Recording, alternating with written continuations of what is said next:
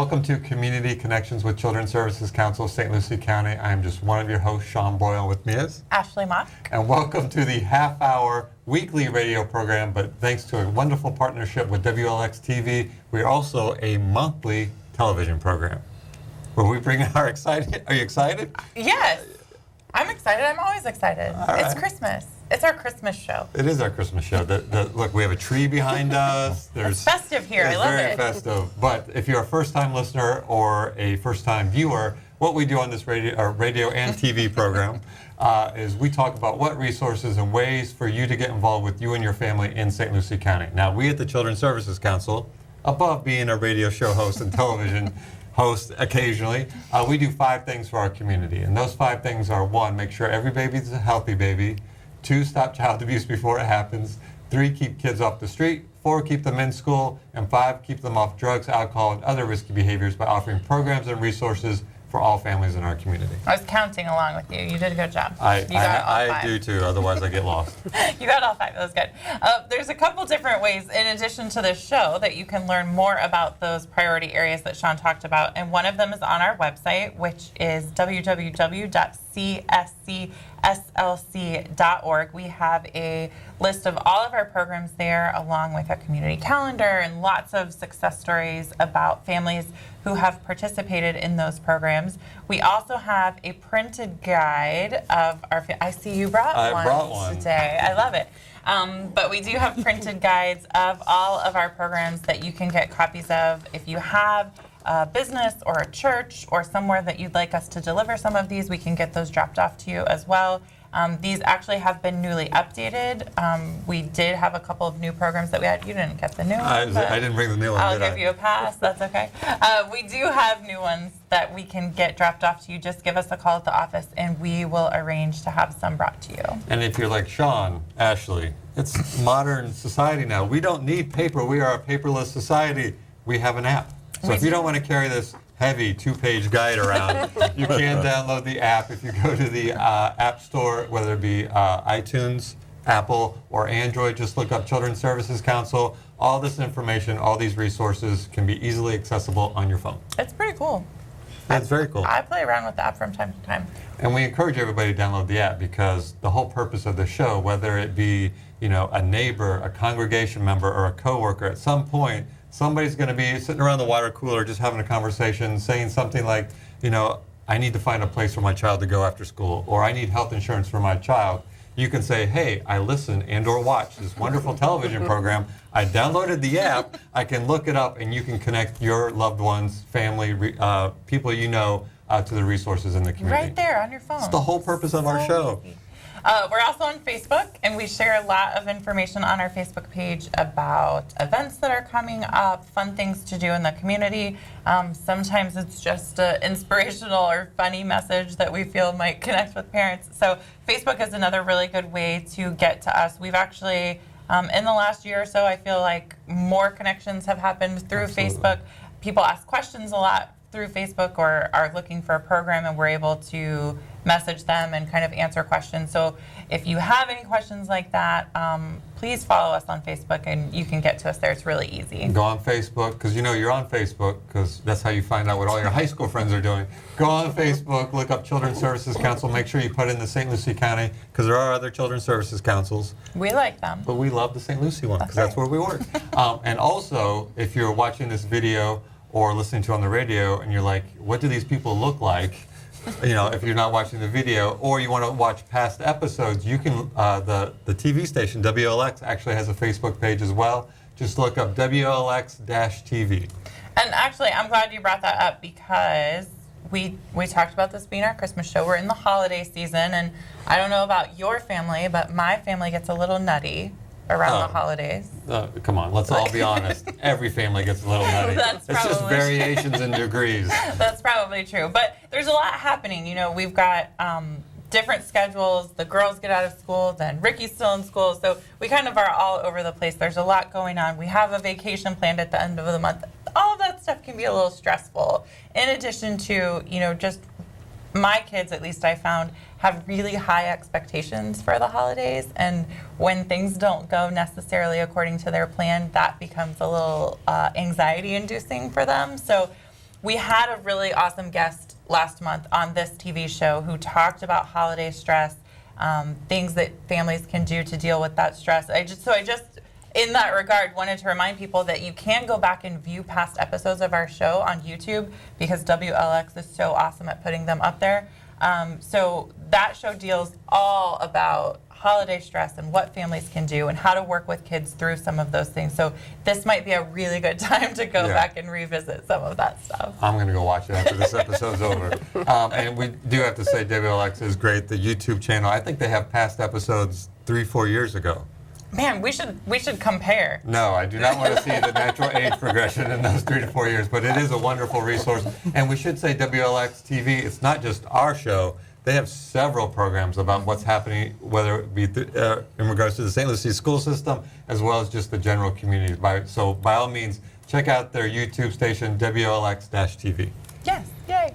All right, so are you ready for Christmas, by the way? That's questionable. So let me tell a quick story. This brought me some, speaking of anxiety inducing this week, I had a quick conversation with my mom early this week to say, these are the presents we got for the kids. We got everything wrapped. Like, because my mom goes a little crazy at Christmas. She loves Christmas.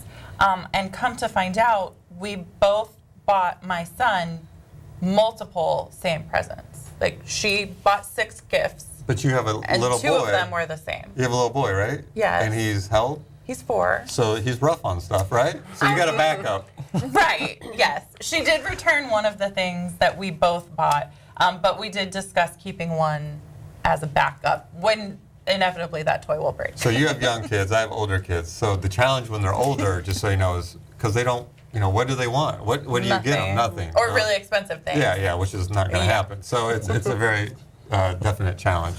We had the pleasure of going to get a Christmas tree, realizing that apparently we were late in getting a Christmas tree, so we got to pick from 8 trees that were remaining. That was it. That was it. So we got the smallest tree ever. It was awesome. It's a little. We had that conversation though. Thanksgiving was really early this year, so it sort of drew out the season. I feel like. But stress. Life catches up with you, but we got it. We got our tree. We got our tree. Yeah. So we have a great guest. We do.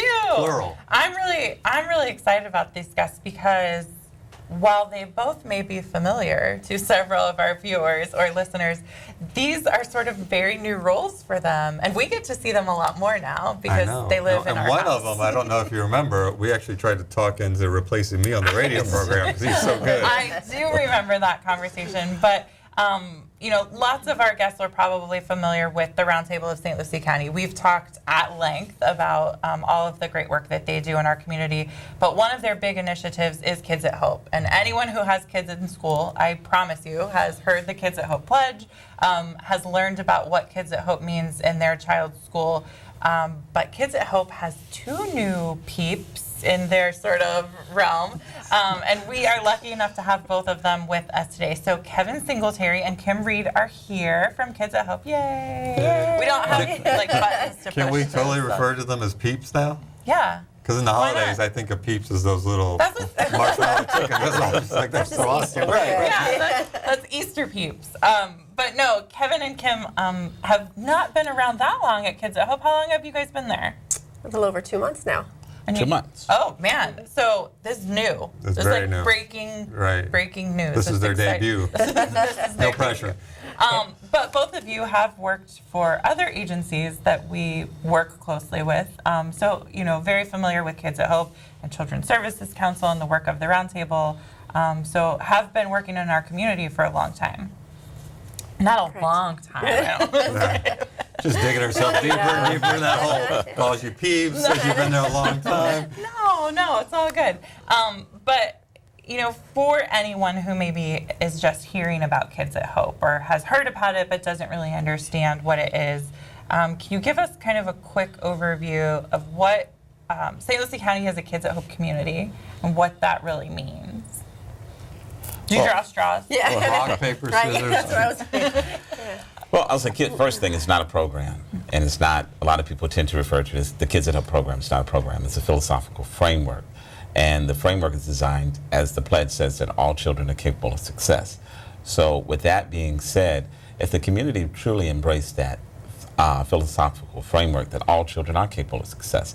Success for Johnny is not going to look like success for Jimmy or Susie or Mary, but nevertheless, all children do have the ability to be successful. And then that brings us to the parents and the providers and the caring adults. We are the ones that are the treasure hunters, and you heard the term treasure hunters. And I think that's very unique, living on the treasure coast, because our job is to discover and uncover the treasure.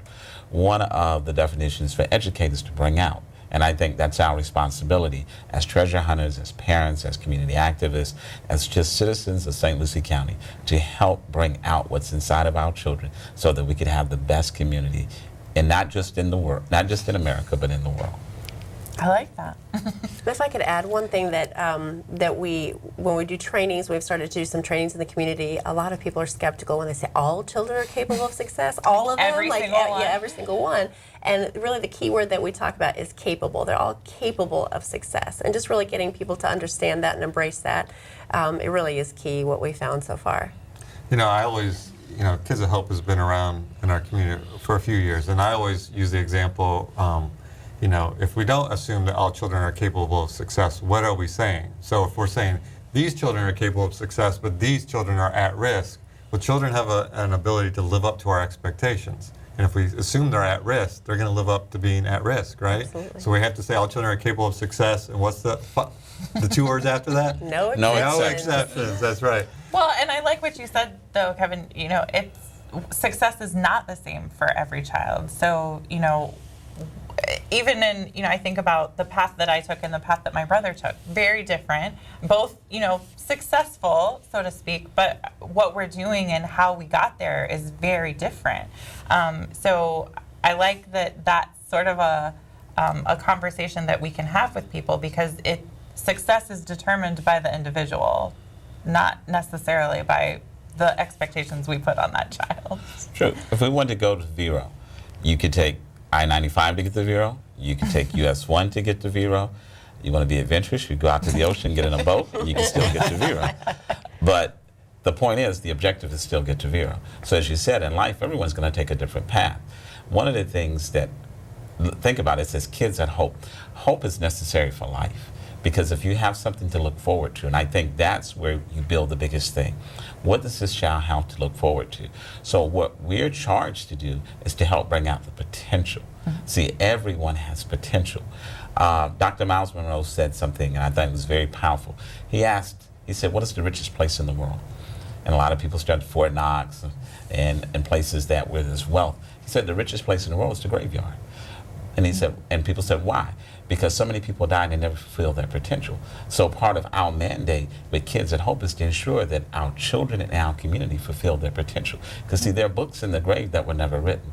There are medicines that should have been discovered to cure cancer that went to the grave. So our responsibility is to ensure that nothing goes to the grave. Everyone in our community needs to fulfill their mandate in life and fulfill their full potential. And that's what's going to make our community great. Wow. I like that. Too bad we have the rest of the show I now, know. because that'd be a great place to stop. I just want to end there. Well, and I think maybe, it might be important to remind people of how we got to Kids at Hope, because there was a long process to really identify where the needs were in our community and kind of how we were going to fulfill that potential, what we were going to do to put that in place. And there was a lot of work put in by the roundtable sort of on the back end of things, talking with former gang members, with current gang members about what they saw, what they needed. And really what you said was exactly what their message was I needed hope. I needed something to believe in, and I didn't have that, or I didn't have a caring adult that really instilled that in me. And that's kind of how this all came to be. And one thing that a lot of people also that we found in just talking with people and during our trainings is that they don't realize that hope is actually learned. It's something that we have to teach. It's not an innate characteristic quality that we have. And knowing that is so powerful that, okay, this is my responsibility, just as Kevin said, this is my responsibility as an adult to teach that hope, to give you that all the time, the encouragement and all that. It's just it's huge, really. So we've talked about, Kids at Hope, obviously giving kids hope, and every child is capable of success, no exceptions, but it's a lot more detailed than that. So when you go and do training, both of adults and with classrooms, for so to say, what is it that you're training? Because everybody could say, well, of course I believe that kids are capable of success. Therefore, I am Kids at Hope, but it's a lot more detailed than that. Right. In Kids at Hope, they have 4 ACEs. You have the caring adult. You have high expectations. As you said earlier, you have to set a particular standard. Because if you set the bar low, then that's where people are going to just go for the lowest possible. But we don't want children or even adults just to settle for mediocrity. We want them to try to achieve the best that they can be. And I think that's an individual thing. We time travel. And I think that's one of the things I like most that we do, is when you give them an opportunity to look into their future, come back to the present, but begin to plot out the journey to that place that they want to get to. And I love the time travel, because they get the chance to see what tomorrow looks like.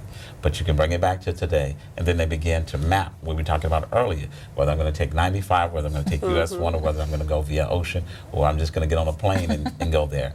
But then they begin to plot their own course to their destination. And the time travel really I absolutely agree. And the time travel really far exceeds, what do you want to be when you grow up? We're so pigeonholed often into that question, and there's so much more to that. I mean, it can, what type of house would you like to live in? How many children do you think you might have? Would you prefer a boy or a girl? I mean, there's just a zillion questions that you can ask. So we just ask everybody in time traveling, which is so easy to do in everyday conversation, just to open your mind a little bit and think outside the box a little. So you two are busy then active in the community training schools and anybody that comes in contact with kids on how to apply the Kids at Hope framework. Would that be an accurate description? That's absolutely correct. Well, Kim just did a training with the city of Port St. Lucie. And I guess you can share the story about the maintenance worker and how that impacts the kids. It was perfect, actually. It was a very small group in the training. There was about 6 individuals in the training, and most of them they were from Parks and Rec. So a lot of them didn't have direct, consistent contact with kids. It was kind of in passing at the parks here and there. And so one gentleman said, well, I don't really have that many opportunities to interact with kids or to be anybody's ace. I'm on the lawnmower and I wave and I smile and I keep it moving. And I said, but you know what? That smile and that wave may be more than that child received all day. That might be a little beacon of hope and of joy that you brought to that child's life just with that little wave and that smile, because when they come home, they don't necessarily get a smile from their parents or from their caregiver, whichever situation they're walking into. And the wave says that you acknowledge them, their presence, which oftentimes also they don't get. So don't underestimate that little positive seed that you can deposit, even in passing. That's so true. It really was. In one of the trainings, one of the books, it talks about the truth of the moment. And every time you encounter a child, that's their truth of the moment. So what am I saying in this moment? If I was nice at 9 o'clock, but I'm being mean to the child at 9:30, see, now the truth of the moment has changed in those 30 minutes. But every time you engage a child, that's their truth of the moment. Is Mr. Sean nice? Is Miss Ashley nice? Is Miss Kim nice? Mr. Kevin nice? So they judge every encounter that we have. So we have to be cognizant. It's not, okay, all right, I gave you some attention yesterday, but every time you engage the child is the truth of the moment for that child. So you clearly do trainings. I'm leading to giving your phone number out. Just give you a heads up. So you clearly do trainings, and obviously we want as many people, because we are a Kids at Hope community, so I know that the county's been trained, the cities, the schools, nonprofits, but if somebody's watching and let's say they have a youth group, through their church, are you able to go out and provide training, or is there open trainings that people can attend? We don't have open trainings per se up to this point. We would do that on an on an individual basis. It's that holiday stress creeping in. On an individual basis with an agency, an organization, we're happy to do those trainings whenever it works out for their agency, at their convenience. We're happy to do that. That's great. Yeah. How would they get a hold of you? Well, I told you I was leading up to that phone number. Okay, well, we'll give you the phone number. One thing. What we're looking to do is to grow Kids at Hope. We're saying Kids at Hope. We're saying that St. Lucie County is a Kids at Hope community, but there are entities that still need to be touched. So we're reaching out to faith-based organizations, some of the charter schools, some of the service providers that haven't been trained. A lot of schools, by the end of February, all the schools in St. Lucie County have been trained, but we have a lot of new hires that have been turnover in staff. So we're looking to even go back through the school system and offer refresher and initial training for the new hires, the city of Fort Pierce, the sheriff office, both of the police departments, all of the service providers. But back to your question. So that's one of the ways we're looking to grow Kids at Hope, because we need, I think when I was on the radio shows, we had a joke, Sean, you and I had going, that my nickname was Peanut Butter because you spread it to every end of the bread. And that's what we want to do. We want Kids at Hope to touch every entity in St. Lucie County. But the way to reach us... Can I do one more plug here? This is the hardest phone number we've ever had tried to get. Got to make it work for us. It's just that good. But really, just to add on to what Kevin said, is that it's not just about training and refreshing, but it really is feeding in and really nurturing that. You know, you can plant the seed of Kids at Hope and then walk away, but what's going to happen with it after that? So we really, our mission, one of our missions this year with Kids at Hope and going forward, not just this year, but going forward, is really just to nurture Kids at Hope. How does it look? How do we grow within every agency? Providing support for each agency and organization where Kids at Hope, they've been trained for Kids at Hope, but just to see how can we help you really implement it. We've all got full plates, everybody, everywhere, teachers, you name it, everybody has a full plate, but we want to make that the plate. We don't want to add anything to anybody's plate. We want to make Kids at Hope their plate, because it's a tool, a framework that can really work for them and make their job easier in the big scheme of things and not add anything to their long existing to-do list. So now we've teased everybody long enough. if someone is interested in having their organization trained or in sort of re-energizing the conversation behind Kids at Hope, how do they get a hold of you? Well, they can call Mr. Singletary or myself. I'll let him give his phone number. Mine is 772-979-1575. And I can be reached at 772-240-2606. And the office number is 871. See, you We asked. asked for it. Now it's abundance of phone That's numbers. right. 5880. And you guys you are under the Roundtable umbrella, so Yes. you have a house there, but you're mobile, so Very. Absolutely. you work all over. But this is good information, and I think it's important. I love that your plan is to reach out to the faith-based communities. I know we have a lot of people who listen to the radio show either on their way to or from church, so it's a great way to sort of get them engaged, get the congregation engaged, because we spent a lot of time in the schools and training the school personnel because kids spend a lot of time there, but that's not the only place that they spend time. And I like that you're working with the Parks and Rec department, because if kids are playing in sports leagues, they're spending a lot of time there. They're spending a lot of time in their after-school programs, and we've really worked on getting all of those programs Kids at Hope trained. So, anybody who has any encounter with children, it's really important to them to understand the impact of what those encounters can mean. So we've got a few minutes left, and not that we're going to do a radio television version of the training per se, because it's only 5 minutes, but can you explain, because you've referenced, for maybe somebody who's never really heard of Kids at Hope or has heard a reference, but you hear a lot of ACEs. So can you explain to everybody what the ACEs are and why it's so important? Well, the number one ACE, the first ACE, is the anchor parent, because the parent should be the most important person in a child's life. As service providers and people in the community, then we become the supporting adults. So we become an ACE for them as well. That's what Kim was referencing, the impact that we have on those children in our encounters with them. The other ACEs, like you said, are setting those high expectations, because you said earlier, if you give a child something to strive for, I think children like to accomplish things. Absolutely. You made the reference to every child's not going to color inside the box, and some kids need to color outside the box, and that's fine. And I'm drawing a blank. So help me out, Kim. This is the last ACE. Kevin was just leading. I was kind of like the build-up. It's a good segue. This is the same build-up. The fourth ACE is the opportunities for success. So we're setting the children up for success, and whatever it is that they can do. We, as Kevin said earlier, we identify their strengths. Everybody's good at something, no matter how big or small it may be, and we set them up for success and give them opportunities to succeed. And a term in the training that's used, and I know it's not an educational correct term, is SMART. But it's not about your intelligence, your academic intelligence.